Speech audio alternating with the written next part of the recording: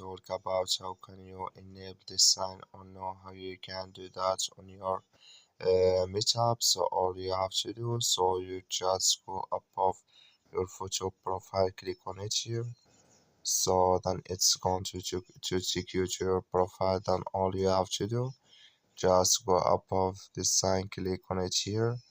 So then it's going to take you to this list. Then all you have to do, so you just click here on push notifications here.